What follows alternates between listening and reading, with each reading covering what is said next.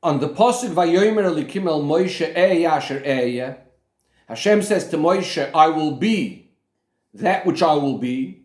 The Medrash tells us that Amar Rabbi Yochanan Ehyeh Asher Ehyeh is biyechidim, refers to individuals. We'll soon see what that means. Avol b'merubim, but when it comes to the many, to the community, al karchom shaloi b'tevasam, then even against their will, even if they're not happy about it, and even as their teeth are breaking, I'm going to rule over them no matter what.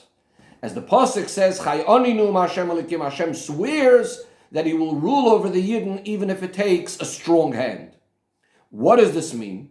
So the Mefarshim explained the Medrash in the following way.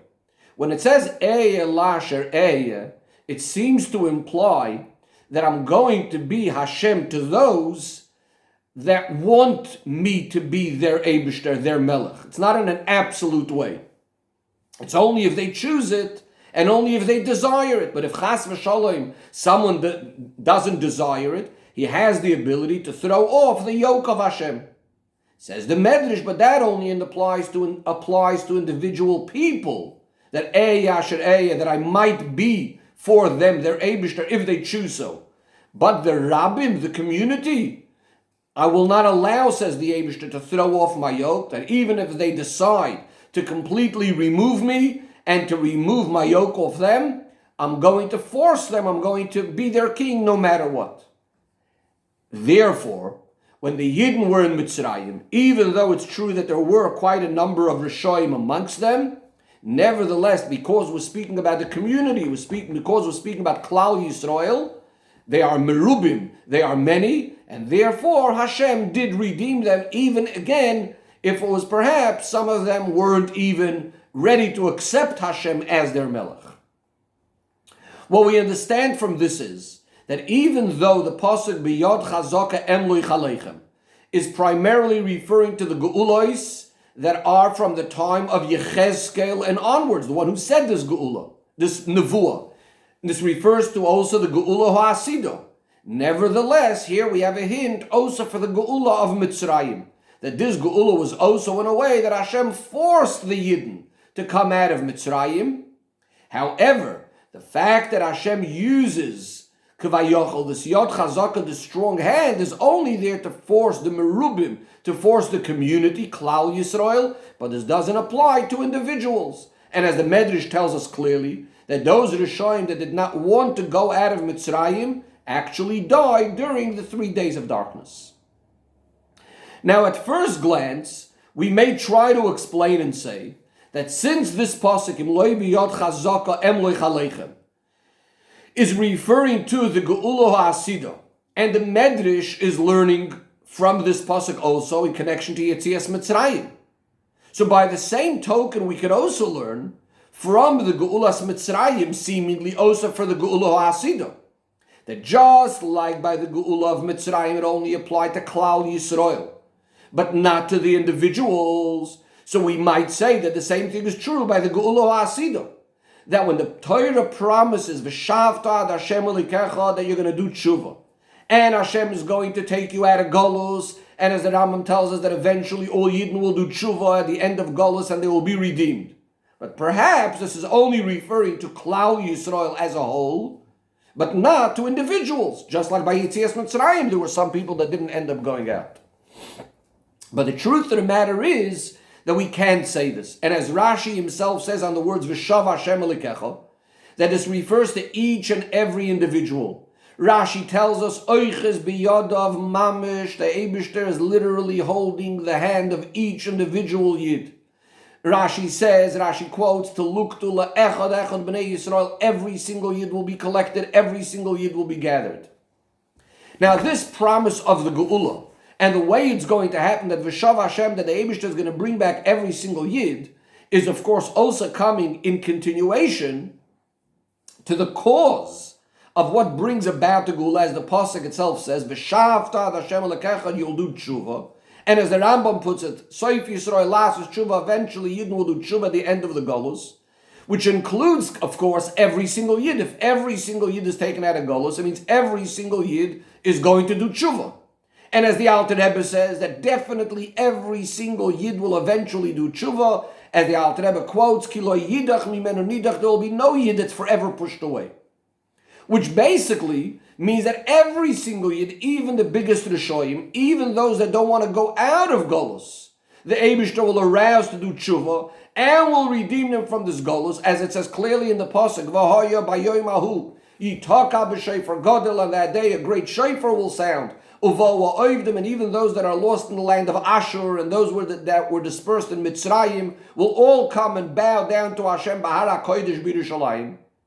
That means that even those Yidden that were so deeply sunk into their Golus, that they became oivdim, they're lost, they're dispersed, they're completely pushed away. Even those that don't have a desire to go out of Golus, even they will be aroused to tshuva, and finally come v'yishtachvu l'Hashem b'hara kodesh b'Yerushalayim. The Rebbe says, we discussed this many times, in the wording of Chazal, when we respond to the Ben Rosh and the Haggadah Shel Pesach, we say, Ilu haya shom lo haya nigel, that if he was there in Mitzrayim, he wouldn't have been redeemed. And we know that there's a famous question. What's the need to tell a Rasha something that seemingly doesn't have any connection right now to the Seder? We're trying to celebrate Yetzias Mitzrayim. Why is there a need to tell him this? And the Rebbe says the explanation is that we're not trying chas v'shalom to discourage the Ben Rasha. We're not trying to chas v'shalom push him away from the Seder and to tell him that you have no shaychus to the Geula. On the contrary, in this answer we're trying to emphasize that only over there in Mitzrayim you wouldn't have been redeemed, but in the Geula HaSidah, since right now we're after Matan Torah, then even someone like you will be redeemed.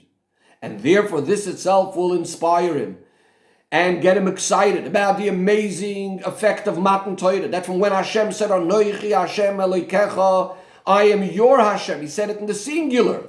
Your Hashem, your individual, your personal Hashem.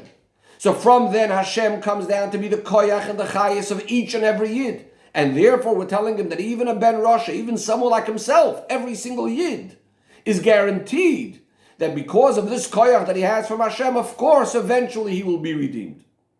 So in other words, just to summarize, what the Rebbe so far clarified is that even though we are making a certain comparison based on the Pasuk between Yetzias Mitzrayim and the Geula HaSidah, yet we're saying there is still a big difference. In Yetzias Mitzrayim, there were still some people that did not go out of Golus, and in Geula HaSidah, everyone will go out of Golus. And therefore, the Rebbe continues now in Tziv Gimel and asks, number one, the reason the Eibishter took out all the Yidden out of Mitzrayim is as it says in the Parsha, B'ni b'chayri Yisrael, the Yidden are Hashem's child, the Yidden are the firstborn of Hashem. And therefore the message is coming, Shalach is B'ni, send out my son out of Mitzrayim. That's what Moshe Rabbeinu is told to tell Paro. That means it's as a result of a iskashrus, of a bond between our father, the Eibishter, and the B'nai Yisrael, which are Banim L'Makim, children to Hashem. And therefore it's understood that each and every Yid that was in Mitzrayim, even the lowliest ones, are all part of B'ni B'chayri Yisrael, part of the Yid and part of the children of Hashem, because the iskashrus, the bond of a father and a child, is a natural, it is each essential one that can never be changed. As the Chazal say, that Hashem says, Beinkach u'beinkach, no matter what, Atem kruyim bonim, you're my children, and lachlifum bum acheres eni yachol, the Eibishter says, k'vay yachol, I am not able to change you over for another nation.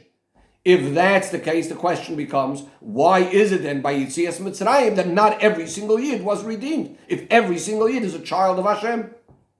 Number two, in Golus Mitzrayim, we know there was a number of different categories of Rishoyim. There were even Oivdei Avodah Zarah, to the extent that even when they left Mitzrayim, we say that the Pesel Micha, the idol of Micha, went along with them. And yet, they were Zoicha to the Geula of Mitzrayim. Why is it then that those people that didn't want to go out of Mitzrayim didn't end up having the Geula? So the Rebbe explains, we'll understand this based on a concept that we have in the Kapara of Yom Kippur. The opinion of Rebbe is that for every single Aveira in the Torah, whether the person did tshuva or the person didn't do tshuva, Yom Kippur atones. However, even Rebbe agrees in what's called Kares Diyoima, which means to say if a person was over the Isur of not fasting Yom Kippur or working on Yom Kippur, so he was over on the Isurim of Yom Kippur itself, then Yom Kippur would not be a kapara for this. The question becomes, a similar sort of question. Since for every single Aveira in the Torah, Yom Kippur does atone, that means even for the harshest, most severe Aveiros, why wouldn't it be Machaper for the Kores, for the Aveiros of the day of Yom Kippur itself? So the Ragachover explains, since the person sinned within the matter of Yom Kippur itself, it's almost like saying Yom Kippur is causing this person to sin. What's the sin? He's being over on Yom Kippur. So Yom Kippur is the cause, what's causing him right now to be over an Aveira, that he's not fasting or that he's working. If that's the case, it's impossible to say that the day or the item that caused the Aveira should be able to atone for the Aveira.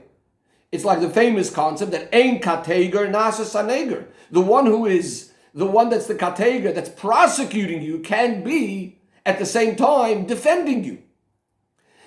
To use the expression and the terminology of Chassidus, on Yom Kippur is revealed in each and every year the very, very essence of the bond of the iskashrus between the neshama and Hashem. To such a degree, to such an extent, that Lagabi, this deep level, there's no room for Aveira. In other words, the whole concept of Aveira is like completely not significant, not taking up any space. It's on such a deep level of iskashrus that there is no blemishes in between the neshama and Hashem. However, when the person is over on Koros, the Yom on a Koros of Yom Kippur itself, since in this Aveira he is opposing to, he is blemishing, he's affecting the revelation of this bond, he's in opposition to the concept of Yom Kippur itself. Therefore, it's impossible that this iskashrus should be able to help this Yid to atone for the Aveira. So the Rebbe now applies the same thing with Yetzias Mitzrayim. There's oirus and gilui milamaila, to take the Yidden out of Mitzrayim, was as a result of the revelation of this bond between the Eibishter and the Yidden, that the Eibishter is our father and we are his children. And since this is an essential bond that cannot change, therefore every single Yid is taken out of Mitzrayim, even the biggest Rishoyim, as quoted before, Bein kach ubein kach bonahim, that no matter what, we're children of Hashem. However, those Rishoyim that are refusing to go out of Mitzrayim, and furthermore, they want to remain a servant, a slave, to other slaves, which is the opposite of being Hashem's servants, and surely the opposite of being Hashem's children. So therefore, because they are opposing the actual revelation of this iskashrus itself, they're saying we're not interested in being taken out of Mitzrayim, meaning we're not interested in this bond of father and children. So it's impossible that the gilui of this bond should be poil on them, should affect them to take them out of Mitzrayim, or again to use the words of Nigla, Ein Kateger Nasa Saneger.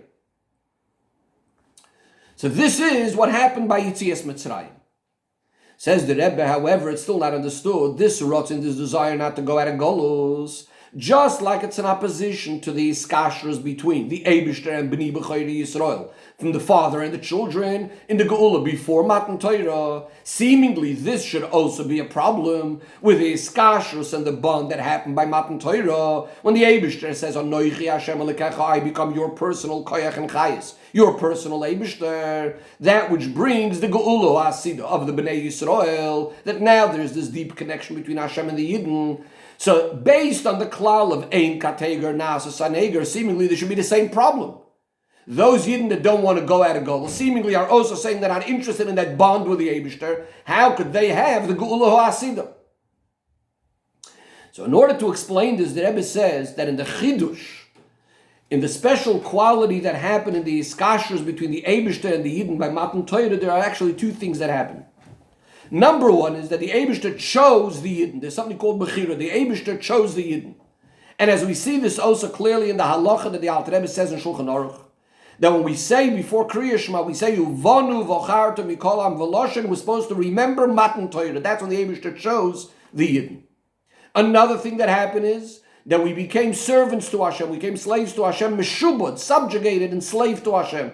As the Razal tell us, the famous concept, that the ear that heard by Har Sinai, Kili b'nei Yisrael avodim, avodayim. That what happened by Har Sinai was we heard this idea that we are the servants of Hashem. And as it says also in the Parsha, in Parsha Shmos in regards to Matan Torah, the Eibishter says to Moshe Rabbeinu, when you take the Yidden out of Mitzrayim, ta'avdun, you're becoming the Eibishter's avodim. You're starting to serve Hashem. And as we'll soon see in the Sicha, that these two things, the fact that the Eibishter chose the Yidden and the avdus of the Yidden, are very much connected to each other. What's the idea of Bechira? And why is this even greater than the idea of being children to Hashem? So the Rebbe explains, we're going to understand this by first looking at the concept of free choice by the person himself. We see clearly that when a person chooses something, the desire in that thing that he chose is going to be much more powerful than a desire that he has for something just in a natural way. And the reason for this is, when we speak about a person's nature, that means that is defined by the Metzias of the person himself, by the boundaries, by the parameters of what the person himself is all about. And because of this nature is going to be based on the specific characteristics, however his nature is, however his personality is, and so on and so forth. And therefore, when he wants something based on his nature, the amount, the extent of that desire is going to be according to the extent and the strength of the nature that he has, his characteristics, and so on and so forth. However, when we speak about true free choice, this is coming from the person's essence, as it's completely higher than the person's own limitations and boundaries and his own nature. Because real free choice is when there is no reason, no cause for the choice. That means there's nothing causing him and forcing him. He's not leaning in any way by himself towards that thing. Rather, he chose it completely on his own. However, if he chooses something just because of his nature, because of his own personality, that basically means he's forced to choose it because of his nature. It says that Rebbe, this power of Bechira, we see within the idea of free choice itself, that a person can go ahead and choose even something that's the opposite of what his nature should make him choose to want.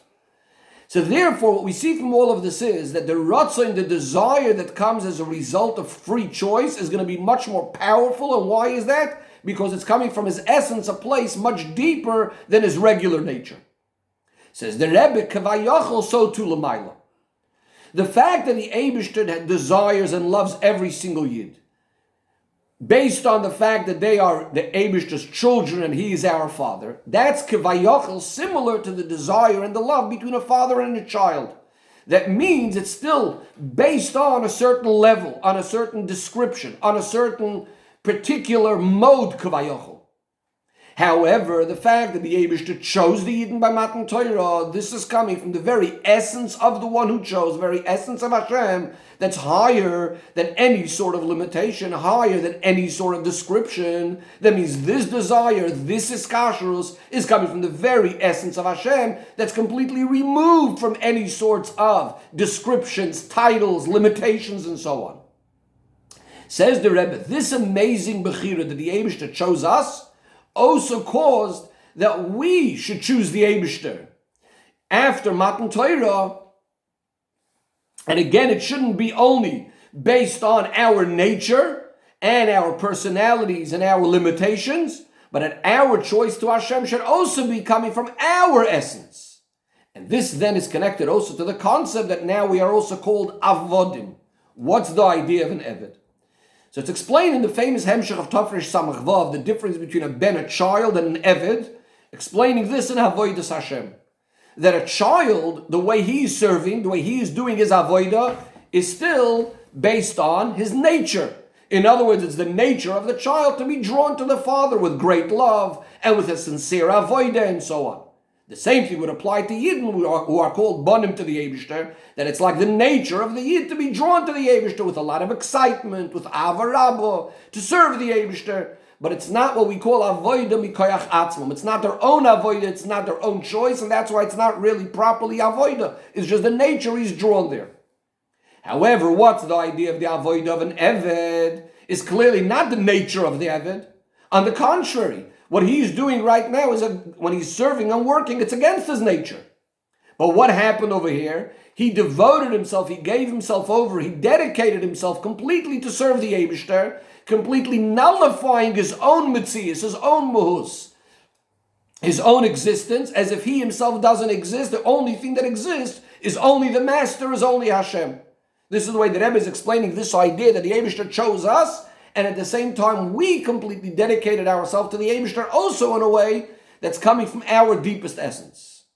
Says the Rebbe, now we could go back to understand the difference between the Geula out of Mitzrayim, and where not every single Yid went out. Those that didn't want to go out, since they opposed the Gilui of their iskashrus between the Father and the Son, between Avinu Shamayim and Bnei B'chayri Yisrael, which is causing the Geula.